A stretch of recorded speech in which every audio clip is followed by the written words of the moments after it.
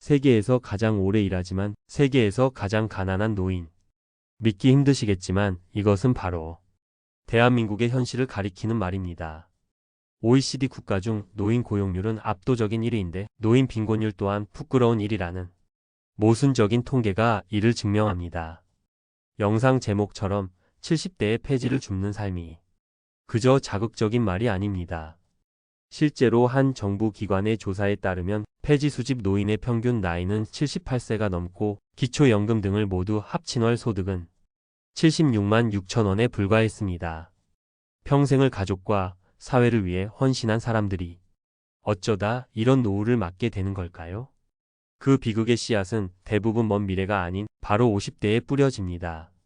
오늘 50대부터 반드시 준비해야만 하는 이것이 무엇인지, 그리고 그것을 놓쳤을 때 어떤 현실이 닥치는지 한 평범했던 가장이 이야기를 통해 냉정하게 들여다보겠습니다. 여기에 58세에 명예퇴직한 김성철 부장이 있습니다. 1970년대에 태어나 성실함이 유일한 무기였던 그는 IMF 외환위기와 글로벌 금융위기를 온몸으로 견뎌냈습니다. 연로하신 부모님을 부양하고 아직 대학생인 늦둥이 자녀의 학비까지 책임져야 하는 전형적인 낀 세대였습니다. 그의 손에 남은 것은 30년 된 낡은 아파트 한 채와 퇴직금 2억 원이 전부였습니다. 그는 막연하게 생각했습니다. 퇴직금으로 몇 년 버티다 보면 국민연금이 나올 테니 그걸로 소소하게 살면 되겠지.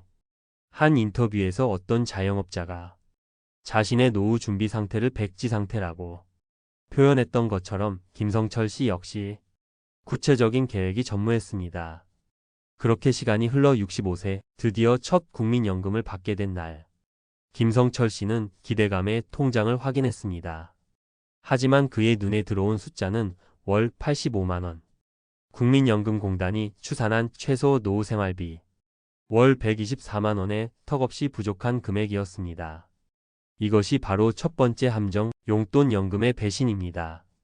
한 일간지의 보도에 따르면 우리나라 연금 수급자의 절반가량은 월 50만 원도 채 받지 못하는 것이 현실입니다. 평생 꼬박꼬박 낸 보험료가 든든한 노후 버팀목이 되어줄 거라 믿었지만 현실의 국민연금은 기본적인 의식주 해결조차 버거운 수준이었던 겁니다. 국민연금만으로는 생계가 불가능하다는 것을 깨달은 그는 결국 퇴직금 통장에 손을 대기 시작했습니다. 하지만 2억 원이라는 돈은 마치 봄날의 눈처럼 녹아내렸습니다. 늦둥이 자녀의 남은 학자금과 결혼 자금으로 1억 원이 순식간에 사라졌습니다. 이는 많은 시니어 세대가 겪는 가슴 아픈 현실입니다. 자녀를 위해 모든 것을 희생했지만 생존 경쟁에 내몰린 자녀 세대 역시 부모를 온전히 부양할 여력이 없습니다. 초조해진 김성철 씨는 남은 돈으로 작은 가게라도 해보려 했지만 경험 부족과 경기 불황의 벽을 넘지 못하고 1년 만에 모든 것을 정리해야 했습니다. 그리고 마침내 결정타가 날아왔습니다. 바로 건강보험료 폭탄이었습니다. 직장 다닐 땐 회사와 절반씩 부담해 크게 체감하지 못했지만 은퇴 후 지역가입자로 전환되자 그의 유일한 재산인 아파트에 매달 20만 원이 훌쩍 넘는 보험료가 부과된 것입니다. 소득이라고는 월 85만 원의 연금이 전부인데 매달 꼬박꼬박 빠져나가는 20만 원의 고정 지출. 이것이야말로 많은 은퇴자들이 미처 계산하지 못하는 보이지 않는 지출이며 노후의 삶을 벼랑 끝으로 내모는 무서운 복병입니다. 결국 72세가 된 김성철 씨는 다시 일자리를 찾아 나서야 했습니다. 평생을 바친 경력은 아무 소용이 없었습니다. 한 국회 보고서에 따르면 재취업하는 고령자의 절반 이상은 기존 경력과 전혀 무관한 단순 노동직에 종사한다고 합니다. 그 역시 아파트 경비직이나 새벽 배송 같은 불안정한 일자리를 전전해야 했습니다. 어느 50대 퇴직자가 토로했던 절벽에서 떨어지는 심정이라는 말이 바로 그의 현실이 된 것입니다. 평생을 성실하게 일했지만 그의 노후에는 가난과 고된 노동만이 남았습니다. 자, 김성철 씨의 안타까운 이야기를 들여다봤습니다. 하지만 그의 실패가 단지 개인의 잘못일까요? 절대 아닙니다.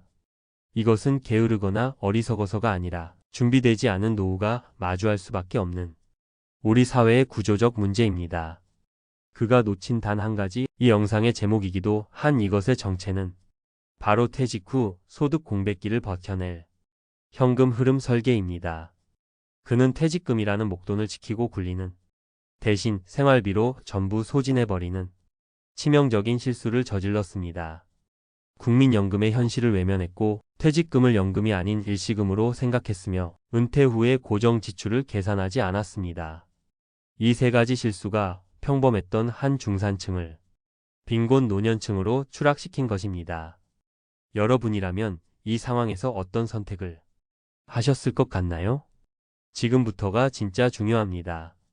이 비극을 피하기 위해 우리가 50대부터 당장 시작해야 할 일들을 구체적으로 알려드리겠습니다. 첫째, 당신의 진짜 연금액을 지금 당장 확인하십시오. 막연히 얼마쯤 나오겠지라는 기대를 버리고 지금 바로 국민연금공단 내 연금 사이트에 접속해 나의 예상 연금액을 두 눈으로 확인해야 합니다. 아마 생각보다 훨씬 적은 금액에 적잖이 놀라실 수도 있습니다. 하지만 그 부족한 현실을 직시하는 것이 노후 준비의 진짜 첫걸음입니다. 최소 생활비와 내 예상 연금액의 차액이 얼마인지 정확히 인지하고 그 차이를 어떻게 메울지 계획을 세워야 합니다. 둘째, 퇴직금에 대한 생각을 완전히 바꾸십시오. 퇴직금은 절대 생활비 통장에 넣어두고 야금야금 빼쓰는 목돈이 아닙니다. 그것은 당신의 두 번째 연금, 즉 연금 자산입니다. 퇴직 즉시 개인형 퇴직연금 IRP 계좌로 이전에 연금화해야 합니다. IRP 계좌에 묶어두면 연금으로 수령 시 퇴직소득세를 30% 이상 절감할 수 있고 운용 수익에 대한 과세도 미뤄져 복리 효과를 극대화할 수 있습니다. 당장 돈이 급하다는 이유로 퇴직금을 일시금으로 찾아 쓰는 순간 김성철 씨의 전철을 밟게 될 확률이 기하급수적으로 높아집니다. 셋째, 깔고 앉은 집을 현금 흐름으로 바꾸는 용기를 내십시오. 김성철 씨처럼 집 한 채가 유일한 재산인 분들이 정말 많습니다. 이럴 때 주택연금은 가장 현실적이고 훌륭한 대안이 될 수 있습니다. 내 집에 평생 안전하게 거주하면서 매달 국가가 보증하는 고정적인 현금을 받을 수 있기 때문입니다. 물론 나중에 집값이 더 오를 텐데 자식에게 물려줘야 하는데 하는 생각에 망설여지는 마음 충분히 이해합니다. 하지만 당장의 현금 흐름 부족으로 삶의 질이 무너지는 것과 미래의 불확실한 집값 상승 중 무엇이 더 중요한지 이제는 냉정하게 판단해야 합니다. 주택연금은 최후의 보루가 아니라 50대부터 고려해야 할 적극적인 노후 설계의 핵심 도구입니다. 넷째, 보이지 않는 지출 건강보험료를 미리 시뮬레이션 하십시오. 퇴직 후 지역가입자로 전환될 때의 건강보험료를 미리 계산해 보는 것은 매우 중요합니다. 국민건강보험공단 홈페이지에 4대 보험료 계산기를 활용하면 내 재산과 소득 기준으로 예상 보험료를 어렵지 않게 확인할 수 있습니다. 만약 예상보다 부담이 크다면 은퇴 전 소득이 있을 때 최대 3년간 직장 가입자 자격을 유지할 수 있는 이미 계속 가입 제도를 활용하거나 자녀의 피부양자로 등재될 수 있는지 자격 요건을 미리 꼼꼼하게 확인하고 준비해야 합니다. 오늘 보여드린 김성철 씨의 이야기는 결코 남의 이야기가 아닙니다. 나는 아니겠지라는 막연한 낙관론이야말로 가장 위험한 생각입니다. 50대부터 준비해야 할 이것은 결코 거창한 투자 비법이나 일확천금의 기회가 아닙니다. 나의 노후 소득과 지출을 정확히 계산하고 퇴직금이라는 소중한 자산을 지키며 내가 가진 유일한 자산을 현금 흐름으로 바꾸는 지혜, 바로 현실적인 재무 설계입니다.